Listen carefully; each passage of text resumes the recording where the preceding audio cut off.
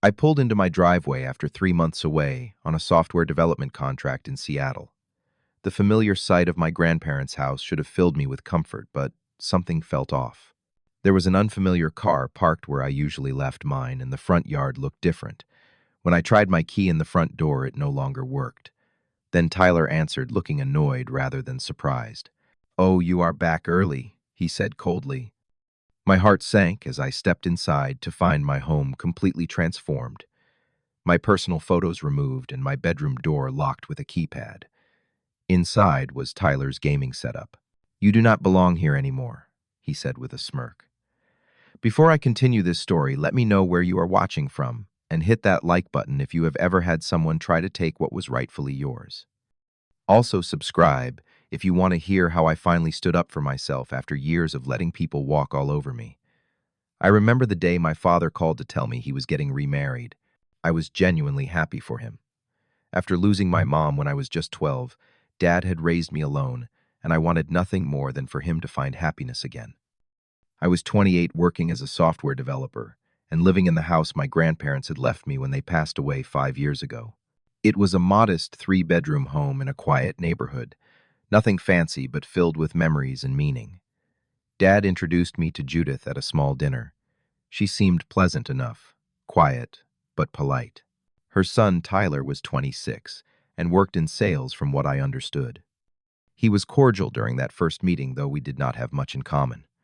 Over the next few months, I saw them at occasional family gatherings, but Tyler and I never really connected.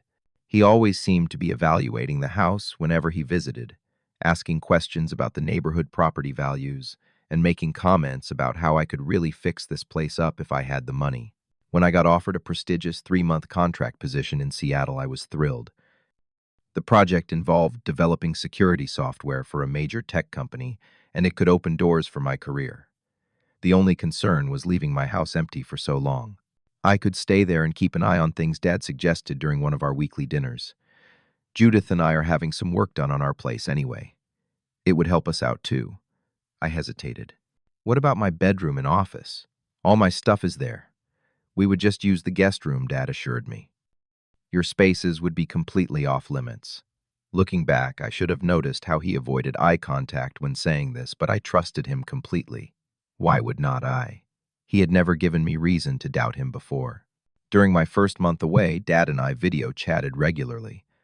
Sometimes Judith would wave from the background, but Tyler never appeared on screen. Dad always said he was busy with work or out with friends.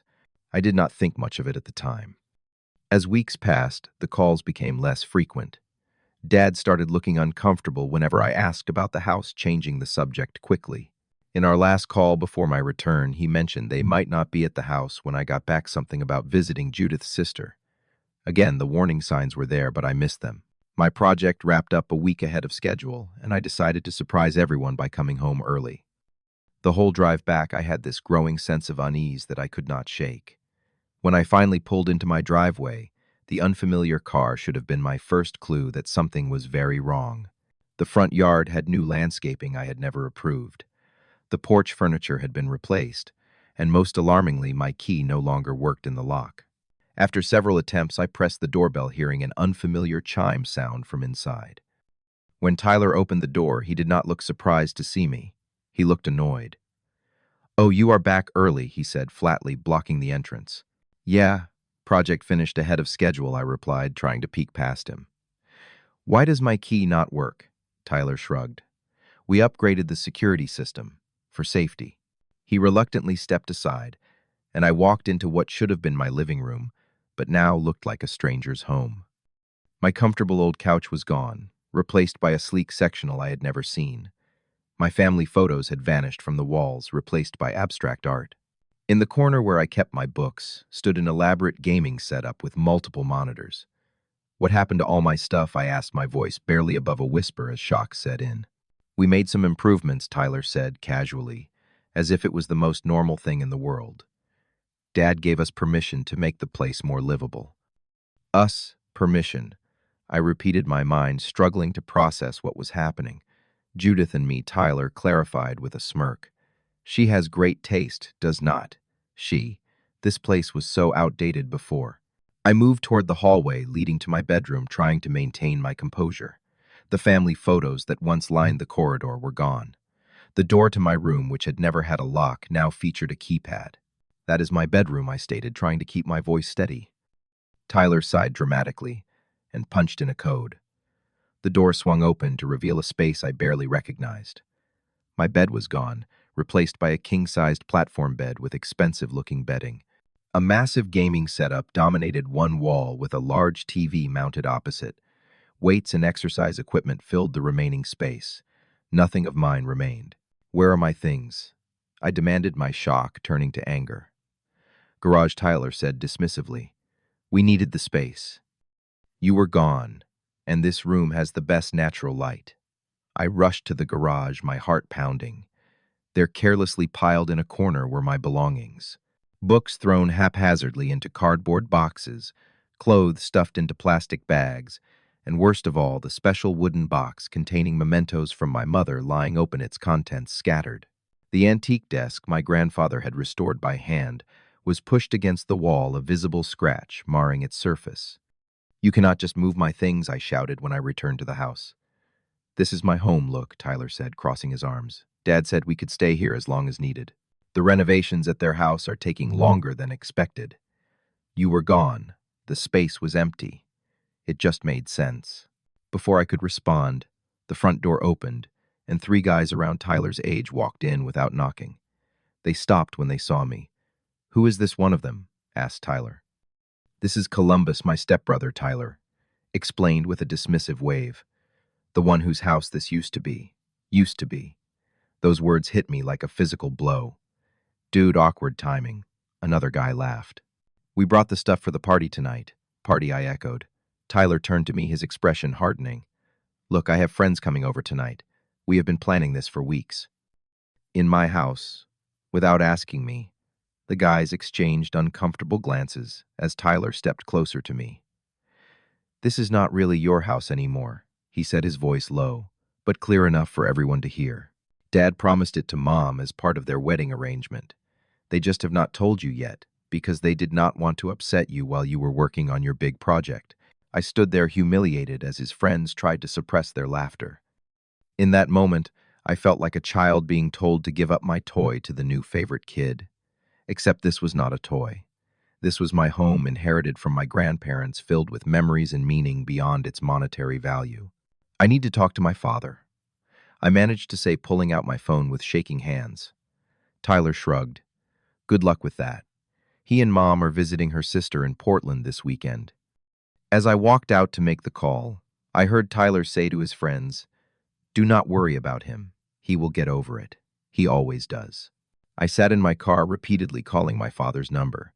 Each call went straight to voicemail. I sent text after text, watching as they were read but not answered. The betrayal cut deep, not just because of the house, but because my father, the one person I trusted most in this world, was avoiding me. After an hour of unanswered calls, I went to a hotel. I could not bear to stay in what had once been my sanctuary but now felt like hostile territory. That night, as I lay in the unfamiliar hotel bed, I realized how often I had let people walk all over me throughout my life. From schoolyard bullies to manipulative college roommates to colleagues who took credit for my work, I had always stepped aside, always tried to keep the peace, always put others first. And now I was literally without a home because of it. The next morning, I returned to the house, hoping Tyler would be gone so I could assess the damage more thoroughly. Instead, I found him and two friends sprawled across the new living room, furniture, empty pizza boxes, and beer cans scattered everywhere.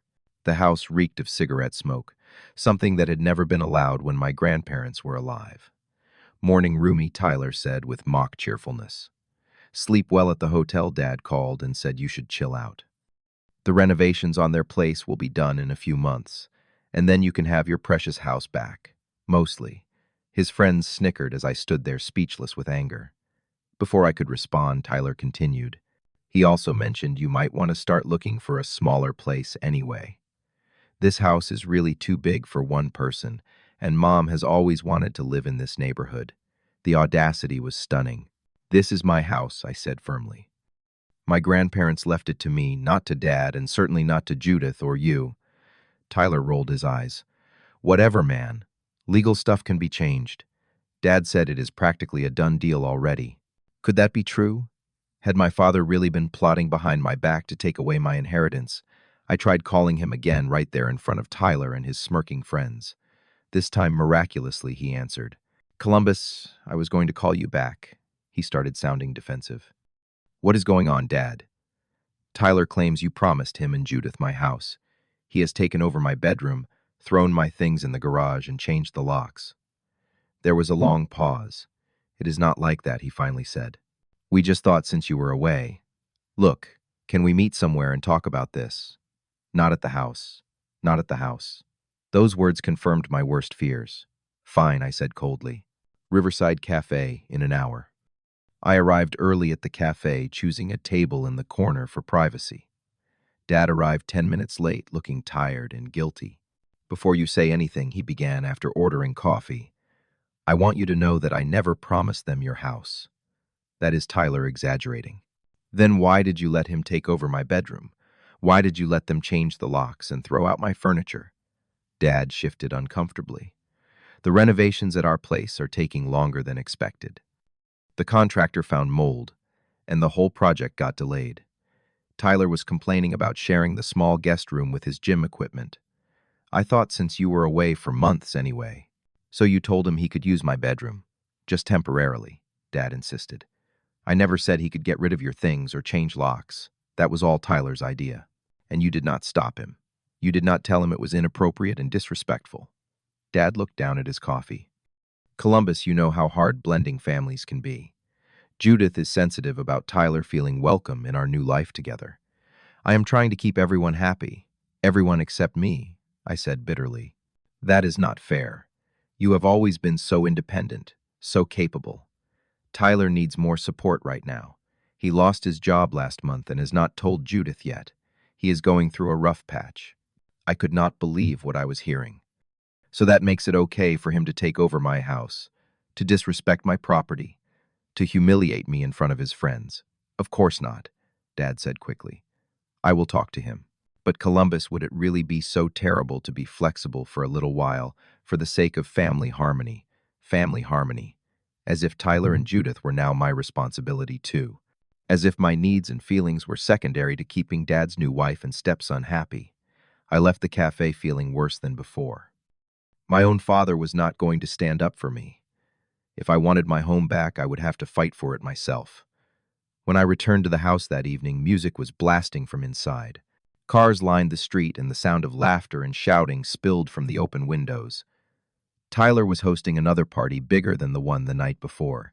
I pushed my way through the crowd of strangers drinking and dancing in my living room. Someone had spilled red wine on the carpet my grandmother had loved so much. Another group was using my grandfather's vintage record collection as drink coasters. But what broke me was the sight of my grandfather's antique desk, the one he had lovingly restored and passed down to me.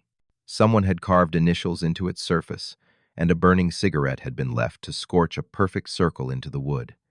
I found Tyler in the kitchen mixing drinks and playing bartender to an adoring crowd. You need to end this now, I said, my voice shaking with rage. These people need to leave. Tyler looked at me with contempt. Seriously, you are going to be that guy, the boring homeowner who cannot handle a little fun. This is not about fun. This is about respect. This is my house, my inheritance from my grandparents, and you are destroying it. Tyler leaned in close, lowering his voice. Listen carefully, because I am only going to say this once. You do not belong here anymore. This is my house now. Dad agrees, he just does not have the heart to tell you straight. So why not make it easier on everyone and just disappear for a while? Go rent an apartment. Start fresh. Something snapped inside me. All the years of accommodating others, of backing down, of prioritizing peace over self-respect, crashed together in that moment. Get out, I said, my voice deadly quiet. All of you get out of my house now. Tyler laughed and turned to his audience. Anyone hear something? I thought I heard a mouse squeak. The crowd laughed, and Tyler, emboldened, continued. Poor little Columbus, always hiding behind Daddy. Well, Daddy has a new family now, and you are not part of it. You do not belong here anymore. The public humiliation in my own kitchen was the final straw. I walked out, got in my car, and drove to a hotel. That night, staring at the ceiling in a sterile room that held no memories, no connection to my past, I made a decision. I was done being pushed around. I was done prioritizing everyone's feelings above my own. I was done being the nice guy who always got taken advantage of. The next morning, I called an old friend from college who had become a real estate attorney. "Let me get this straight," Jacob said, looking up from the documents spread across his desk. "Your grandparents left this house directly to you in their will, correct? Not to your father." "Yes," I confirmed. "I have the will and the deed right here." I pushed the papers toward him. Jacob studied them carefully, then nodded. "The house is legally yours, 100%. Your father has no claim to it, and he certainly cannot promise it to his new wife or her son. So what do I do?" "Tyler has taken over, changed the locks, moved my things, and claims Dad promised them the house." "First," Jacob said firmly, "you document everything. Take photos of the current state of the house, the damage your belongings in the garage. Note any missing items. Then we prepare a formal eviction notice." "Eviction? That sounds so harsh." Jacob gave me a sympathetic but stern look. "Columbus harsh is someone taking over your legally owned property, destroying your belongings, and trying to intimidate you out of your own home. You are simply asserting your legal rights." He was right. For too long, I had worried about appearing harsh or unreasonable, even when others showed no such concern for me. Over the next 2 days, I prepared meticulously. I contacted a locksmith and security company, scheduling them for when Tyler typically went to the gym. I documented the damage to my property with photographs. Jacob prepared a formal 30-day notice to vacate the legal minimum required even for unwanted guests. I also called 3 friends I trusted completely to be present as witnesses. This was not going to be a repeat of the humiliation I had suffered. This time I would not be alone. On the appointed morning, we arrived while Tyler was out. The locksmith changed every lock and installed a new security system that I controlled. The security company added cameras at key points around the property. My friends helped me carefully pack Tyler's belongings and move them to the garage, treating them with far more care than he had shown my possessions. We were just finishing when Tyler's car pulled into the driveway. I met him at the front door, flanked by Jacob and my friends. "What is going on? Why are there people in my house?" Tyler demanded, trying to push past me. "This is my house," I said, calmly blocking his entry. "Your belongings have been packed and placed in the garage.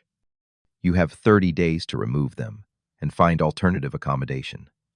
Tyler's face flushed with anger. "You cannot do this. Dad said we could stay. I am calling him right now." "Please do," Jacob interjected, introducing himself as my attorney. I would be happy to explain the legal situation to him as well. Tyler made the call, practically shouting into the phone about how I had ambushed him and thrown him out. Within 20 minutes, Dad and Judith arrived, both looking flustered and angry. "Columbus, what is the meaning of this?" Dad demanded as they approached the house. Jacob stepped forward. "Mr. Lancaster, I am Jacob Morgan, your son's attorney. I have reviewed the property deed and your parents' will. This house was left directly to Columbus in a legally binding document. It is his sole property to manage as he sees fit. This is a family matter," Dad insisted. "We do not need lawyers involved." "With all due respect," Sir Jacob continued, "when someone changes locks on a property they do not own, moves the owner's possessions without permission, damages heirlooms, and attempts to claim ownership through intimidation, it becomes a legal matter." I stepped forward, facing my father directly. "Dad, I love you, but this has gone too far. Tyler claimed you promised him and Judith my house. He threw my things in the garage, took over my bedroom, damaged grandfather's desk, and told me I do not belong here anymore." Dad glanced at Tyler, who suddenly looked less confident. "I never said they could have the house," he said quietly. "I said they could stay temporarily while the renovations were finished." "You said I could make improvements," Tyler protested. "You said Columbus would not mind if I used his room since he was gone for months." "Using is not the same as taking over, Dad," replied his voice hardening. "And I certainly never told you to change locks or damage property." Judith, who had been silent until now, turned to Tyler. "Did you really tell Columbus he does not belong in his own home?" Tyler's bravado was crumbling. "I might have said something like that during a party. It was just talk. and my belongings I pressed. The damage to grandfather's desk. The family photos you removed. The photos are in a box in the closet, Tyler muttered. The desk was an accident during a party. I was going to fix it. Dad turned to me, his expression a mix of shame and regret. Columbus, I had no idea things had gone this far. I told Tyler you were generously allowing us to stay while our renovations were completed. I never intended for him to take over or make you feel unwelcome. Nevertheless, Jacob interjected, my client has provided written notice to vacate within 30 days, as required by law. Mr. Tyler's belongings have been securely packed and stored in the garage, where he can access them during reasonable hours with Columbus present. Judith placed a hand on Tyler's arm. We are leaving. Now. You can stay with us until you find your own place. The fight seemed to go out of Tyler as his mother led him back to their car. Dad lingered, looking at me with sad eyes. I really messed up, did not I? He said quietly. Yes, I answered honestly. You did. I was trying so hard to make my new marriage work that I lost sight of my responsibilities to you.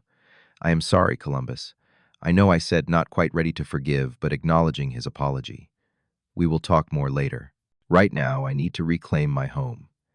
As they drove away, my friends clapped me on the back, congratulating me on standing my ground. For the first time in days, I took a deep breath that felt like actual relief. The work of reclaiming my home began immediately. My friends helped me move Tyler's things to the garage and bring my belongings back inside. We spent the day cleaning, removing evidence of parties, and beginning to restore order. The sense of accomplishment was profound. Over the following weeks, I repainted rooms, replaced damaged items where possible, and gradually erased Tyler's presence from my home. Most importantly, I restored my grandfather's antique desk, carefully sanding out the carved initials and cigarette burn, then refinishing the surface. It would never be perfect again, but it was mine, and I had fought for it. Dad and I met for lunch every week, slowly rebuilding our relationship. He admitted that in his eagerness to please Judith and Tyler, he had betrayed my trust. I was so afraid of failing at marriage a second time that I bent over backward to accommodate them, he explained during one of our talks. I convinced myself that because you are so self-sufficient, you would be fine with whatever happened. I was wrong, and I am sorry. Tyler found an apartment within 3 weeks, avoiding me completely during the moving process. At family gatherings, he was civil but distant.